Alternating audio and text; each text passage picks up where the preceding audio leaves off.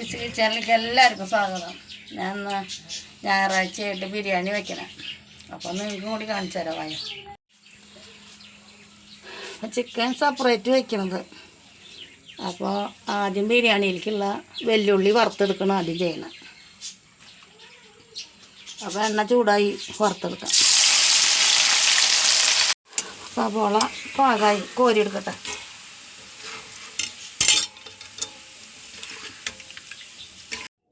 അതേ എണ്ണയിൽ അണ്ടിപ്പരിപ്പും മുന്തിരി വറുത്തെടുക്കാൻ വെച്ചിട്ട്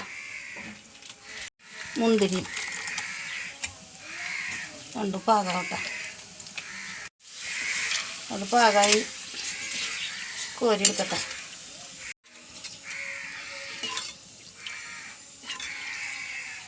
എണ്ണയിൽ ചിക്കനുള്ള വെല്ലുള്ളി ഇടണം. ഈ ചിക്കൻ പാകമാക്കാം. ഉപ്പിടണം വേഗം മൊരിയാനും കൂടിയായിട്ട്. ആവശ്യത്തിനുള്ള പച്ചമുളക് ഇടുന്നു, ഇഞ്ചി ഇടുന്നു, വെളുത്തുള്ളി ഇടുന്നു, വേപ്പിൻ്റെ ഇല ഇടുന്നു.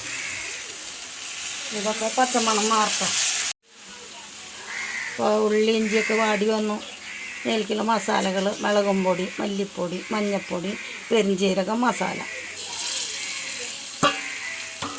ഇതിൻ്റെ പച്ചമണം മാറുന്ന വരെ കിടക്കട്ടെ. അതൊക്കെ പൊരിഞ്ഞ് വന്നു. തക്കാളി അടിച്ചത് ഒഴിക്കണം.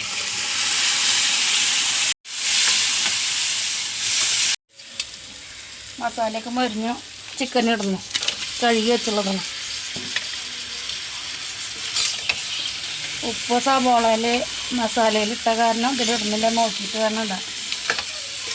മൂടി വെച്ച് വേവട്ടെ. ഇറച്ചി ചിക്കൻ അപ്പുറത്ത് അടുപ്പത്തിരുന്ന് വേവട്ടെ. അപ്പോഴേക്കും ബിരിയാണിക്കുള്ള വെള്ളം വയ്ക്കാം.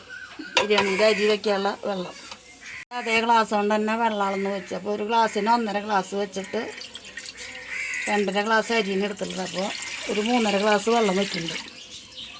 ഉള്ള മസാലകൾ ഇടുന്നുണ്ട്. തിളക്കട്ടെ. വെള്ളം മൂടിയിരുന്ന് തിളക്കട്ടെ. നമ്മുടെ ചിക്കൻ കറി ഇവിടെ റെഡിയായി. അപ്പോൾ വെള്ളം തിളച്ചു. അതിലേക്ക് ഓയിൽ ഒഴിക്കുന്നു. അരിക്ക് പാകത്തിനുള്ള ഉപ്പിടുന്നു.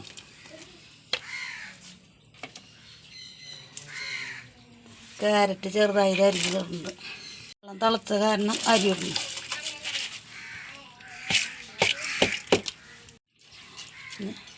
മൂടി വെച്ച് വേവട്ടെ.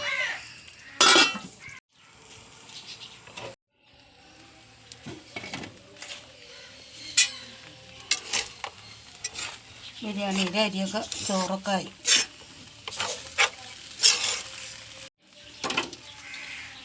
കുറച്ച് മഞ്ഞളും വെള്ളം ഒഴിക്കണം. വെച്ച സാധനങ്ങളൊക്കെ ഇടുന്നു. മല്ലിയിലയും കൈതച്ചക്കയും അണ്ടിപ്പരിപ്പ് മുന്തിരി എല്ലാതും ഇടുന്നു.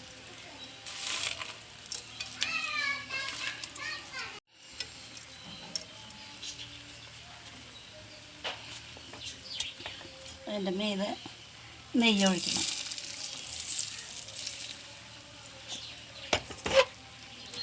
ബിരിയാണി ഇവിടെ റെഡിയായി.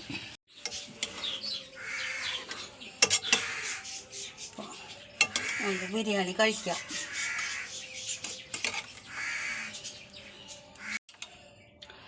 ചോറ് വിളമ്പി, ചിക്കൻ വിളമ്പി,